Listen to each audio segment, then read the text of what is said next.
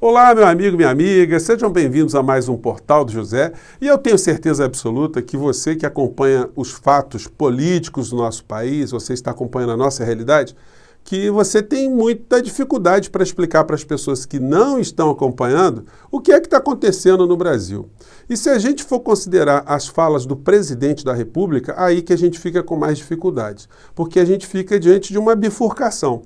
Ou você entende as falas do presidente da República como alguém que tem uma grave enfermidade mental, ou uma enfermidade de caráter, ou uma enfermidade somente explicável pela psiquiatria, ou você interpreta as falas do presidente da República como alguém que não tem essa enfermidade, mas tem uma maldade criminosa consciente, uma maldade criminosa que tem feito com que muitas pessoas morram no nosso país e ele durma absolutamente tranquilo, com a sensação que jamais será alcançado, porque cada vez mais ele vai transformando a presidência da República numa espécie de cordão jurídico para que ele não seja atingido.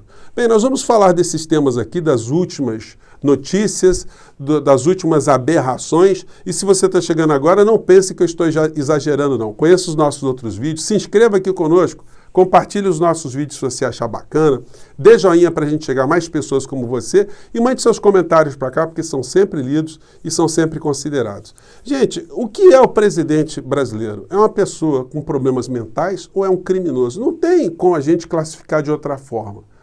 Não tem quem diga assim, o presidente é um homem são, um homem equilibrado, é um homem compenetrado em cuidar do nosso país, cuidar da nossa soberania, é um homem que fica preocupado quando morre alguma pessoa no nosso país. Aliás, nessa onda de frio, vocês viram o presidente se preocupar com alguma dessas situações, dessas que estão se abatendo sobre populações de rua, por exemplo? O presidente não é capaz de nenhum gesto de humanidade. Nós não assistimos nunca na história dele. Eu não sei como é que tem gente que acredita que o presidente é um homem cristão, que acredita em Deus, que tem valores religiosos para o bem, enfim. Mas isso é outra história. Hoje os sites estão dizendo mais uma dessas falas que são criminosas, né? A gente não pode chamar isso aqui só de uma debilidade mental. Tem pessoas que têm graves problemas mentais, enfim, são pessoas que sofrem por conta disso. Mas o presidente não, ele está no campo do crime, quando ele diz isso aí. Ou fazemos eleições limpas no Brasil, ou não temos eleições, diz Bolsonaro em nova ameaça. Gente, o Bolsonaro, ele vai ter que ser contido. A coisa já extrapolou de um modo absolutamente inexplicável, injustificável. E o pior é que a gente viu comandantes militares fazendo uma nota, né, que soa como uma nota de apoio ao Bolsonaro, quando esses comandantes fazendo uma interpretação de texto que eles levariam 0 no Enem e atribuindo ao senador Omar Aziz um confronto com as Forças Armadas. Ou seja, é uma burrice, né? Não tem como a gente falar, né? São senhores, poderiam ser meus tios, poderiam ser meus pais, né? Mas são pessoas que têm problemas cognitivos também, porque estão sendo contaminadas pela burrice ou pela maldade do presidente da República. E falo isso com muita tranquilidade, gente, porque a gente tem que perceber que a Constituição nos confere direitos de criticar os nossos governantes, sobretudo quando eles estão desviando a sua atividade da Constituição Federal, estão saindo da Constituição Federal ou estão prejudicando gravemente o futuro da nossa nação, a nossa soberania. Então ele mandou essa e ontem, na Rádio Guaíba, mais do que isso, né? Aí chutou o balde mesmo, dizendo que o Brasil só tem eleições fraudadas. Desde 2014, ele tem provas que o Aécio ganhou as eleições de 2014. Acompanhe a fala aqui do Bolsonaro. Confira se eu estou exagerando. Vamos lá. Nós vamos comprovar, vou mostrar para vocês como é que foi as eleições do segundo turno de 2014. Vocês vão ter uma surpresa no tocante a isso. Porque vou adiantar alguma coisa a mais. Se eu adiantar aqui, pode... O Aécio foi eleito em 2014, presidente? O Aécio foi eleito em 2014? O nosso levantamento aqui, né? O nosso levantamento, feito por gente que entende do assunto, que esteve presente lá dentro, acompanhou toda a votação, ele garante que sim. E o que eu vi, eu não sou técnico informático, mas o que eu vi, está comprovado, do meu entender, a fraude em 2014. O Aécio foi eleito em 2014. Não vou entrar no mérito. Gente, e aí ele fala que não vai dar posse ao Lula se o Lula ganhar as eleições, se o processo eletrônico no nosso país, o voto auditável, não for implementado. Isso não vai acontecer, porque todo mundo já percebeu que isso é uma manobra apenas para distrair, para causar confusão. Gente, o Bolsonaro, ele não está agindo somente pelos seus interesses particulares, não. O Bolsonaro está agindo enquanto interesses de classe. E não somos nós, não somos as pessoas que estamos discutindo aqui. Como eu comentei num programa anterior, eu citei aqui o Friedrich Engels, que era alemão, acho que até que me enganei, falei que era inglês, nem corrigi depois, mas era um alemão, enfim, cujos pais eram donos de tecelagens em Manchester, na Inglaterra, e ele percebeu ali no começo da Revolução Industrial as injustiças que aconteciam com as populações mais pobres, aquelas pessoas que estavam virando operárias naquele momento, e toda vez que havia algum conflito, que o Estado se posicionava ao lado dos grandes industriais. Ele percebeu ali que existiam interesses de classes que se conflitavam. Esses interesses de classe têm trafegado ao longo da história da humanidade nas últimas décadas ou nos últimos séculos, né? E no Brasil nós estamos vivendo uma situação dessa que é extremamente disfarçada, porque enquanto nós estamos aqui discutindo as falas insanas do presidente da República, a classe social que está no topo da pirâmide econômica do nosso país está nos roubando. Sobretudo as pessoas que defendem o roubo, de uma forma sem perceber que está acontecendo isso. As pessoas estão cada vez mais se empobrecendo no nosso país, cada vez mais o bolo da riqueza nacional está saindo das classes mais pobres, as classes médias, as classes trabalhadoras, e cada vez mais esse dinheiro todo está indo para as mãos de pessoas que Paulo Guedes representa. Vocês acham que Paulo Guedes está preocupado com algum cidadão brasileiro? Está preocupado com o cidadão passando frio, gente morrendo debaixo das marquises aí. Então, há um interesse de classe e esse governo não está zelando pela nossa classe do povo brasileiro. O triste é ver comandantes militares caindo nessa interpretação absolutamente desviada psiquiatricamente ou de caráter, ou criminosamente, do presidente da República. Os nossos chefes militares que assinaram essa nota que eu comentei hoje mais cedo, não passariam numa prova do Enem, não conseguiriam fazer uma interpretação de texto. Mas muitas coisas podres estão surgindo, quer os nossos comandantes das Forças Armadas aceitem ou não. E ontem, na CPI da Covid, teve uma fala aqui do senador Omar Aziz, que ele nos fala aqui de um dossiê. Deixa eu ver se eu coloquei aqui no ponto aqui, gente. Ele fala de um dossiê que está mexendo com os bastidores da política lá em Brasília, porque esse Roberto Dias, que é um homem que parece ser um epicentro, uma das engrenagens de quadrilhas que tem dentro do Ministério da Saúde, ele, para se preservar, ele teria criado um dossiê com uma série de picaretagens dentro do Ministério da Saúde. Isso foi dito, não foi especulado, não. O senador Omar Aziz, ele falou com todas as letras. Vamos acompanhar aqui, deixa eu ver se eu coloquei no ponto aqui, gente. Vamos lá. Nenhuma ordem não cumprida, nenhuma ordem descumprida. Tá bom. O senhor sabe que o senhor fez um dossiê para se proteger. Eu estou afirmando, eu não estou achando. Nós sabemos onde está esse dossiê e com quem está. Não vou citar nome para que a gente não possa atrapalhar as investigações. Gente, isso passou meio despercebido, mas isso está movimentando os bastidores. E o Roberto Dias, ele comandou ali algumas licitações, muitas situações envolvendo bilhões de reais, e ele não é um estranho no ninho. Foi uma pessoa colocada ali por articulações políticas para ocupar posições estratégicas.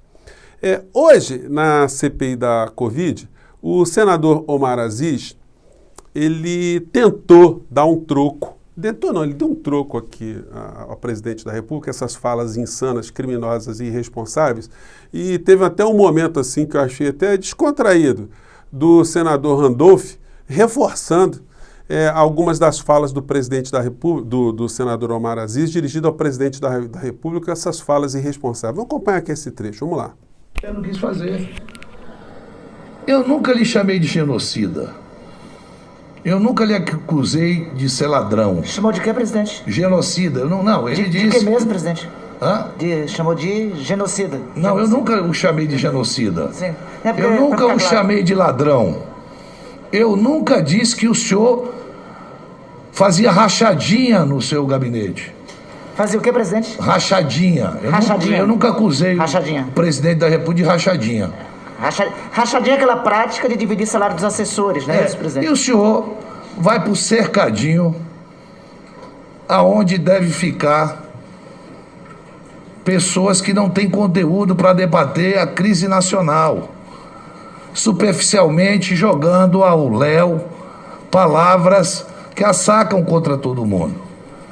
Presidente, eu não prejulgo, não estou nem lhe prejulgando, mas hoje eu, o vice-presidente e o relator estão mandando uma pequena carta para o senhor dizer se o deputado Luiz Miranda está falando a verdade ou está mentindo. Que há 13 dias ele não respondeu. O senhor não responde, passa 50 minutos querendo desqualificar a CPI.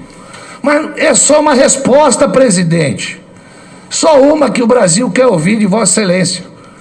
Senhor presidente, chefe desta grande nação brasileira, na qual Vossa Excelência, como presidente, tem várias pessoas que torcem pelo seu governo, como eu torço para que o Brasil dê certo. Por favor, presidente, diga pra gente que o deputado Luiz Miranda é um mentiroso. Diga à nação brasileira que o deputado Luiz Miranda está mentindo. Que seu líder na Câmara é um homem honesto. Vossa Excelência está perdendo a oportunidade. 12 dias hoje que o presidente diariamente, no habitat dele, no cercadinho, que é o habitat do presidente do Brasil, fala a nação de uma forma a sacar contra todo mundo. Então tá aí, o senador ele fez a provocação institucional. O presidente ou ele é um mentiroso, ou ele é um covarde, ou ele está cobertando crimes, ou ele é um sonso, ou ele é um débil mental. O que é o presidente? 12 dias não fala sobre a acusação de um deputado que pode levar ao impeachment, deveria levar ao impeachment se ele não tivesse blindado na Câmara por Arthur Lira e uma série de deputados comprados, deputados que são financiados pelo grande poder econômico do nosso país e de forças de fora do nosso país também. Então, as provocações estão colocadas aí. Infelizmente, gente, os grandes veículos de comunicação que poderiam ajudar o povo brasileiro a entender melhor o que está acontecendo, eles são sócios de tudo que está acontecendo de ruim contra o povo brasileiro. As pautas dos grandes grupos econômicos, que têm braços nos meios de comunicação, querem vender o Brasil, querem vender o Correio, querem privatizar a Petrobras, querem destruir toda a nossa infraestrutura, querem abocar todo o nosso parque energético, nossas usinas, nosso parque hidráulico, nossos mananciais, enfim. É isso que eles estão fazendo. Os Correios estão fazendo negócios enquanto o povo brasileiro está morrendo. A gente vai discutir, inclusive, esses assuntos amanhã, sexta-feira, eu quero convidar vocês, porque eu fui convidado pela professora Maria Lúcia Fattorelli a participar de um evento que vai acontecer em Brasília. Eu vou participar remotamente sobre a auditoria da dívida brasileira, da dívida pública. Então, quero convidar vocês, fiquem ligados. Amanhã, no nosso próximo programa, eu vou dar mais detalhes de como será esse evento, à noitinha, sexta-feira. E a gente vai discutir mais esses temas e vai tentar jogar luzes sobre o que está acontecendo, o que está acontecendo escondido, que os grandes veículos de comunicação não jogam para o povo brasileiro. E aí a gente fica refém de todos os dias estarmos discutindo questões de um presidente que está cada vez mais comandado por forças estranhas. Hoje tem um vídeo que foi publicado aqui do Malafaia. Eu sei que vocês já não suportam mais ver algumas criaturas, mas no caso aqui o Malafaia, ele veio com mais uma aqui. Se vocês quiserem saber o que o Bolsonaro vai falar, é só acompanhar o que o Malafaia está dizendo. Vocês vão acompanhar aqui que as falas vão bater muito umas com as outras, né? E o Malafaia, que se diz um homem religioso, a gente está vendo aqui que é um mentiroso. é um homem que é capaz das maiores canalices políticas para engabelar os seus fiéis, infelizmente, né? E influenciar a vida política do nosso país. Vamos acompanhar aqui essa fala rapidinho aqui, vamos lá. A corrupção, não foi comprada vacina nenhuma.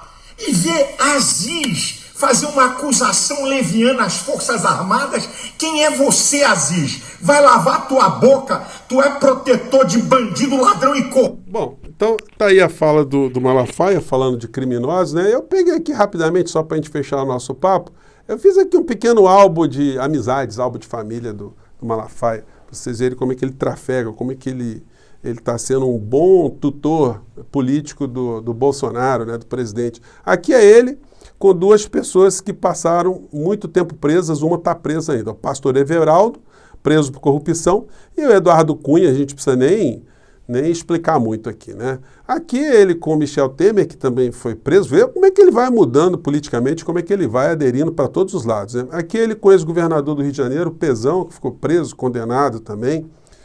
O Malafaia não dá muita sorte para político não, viu? Aqui ele com o Marcelo Crivella, outro preso também com tornozeleira eletrônica, acusado de corrupção, de outros crimes na prefeitura do Rio de Janeiro. Vocês vão vendo só.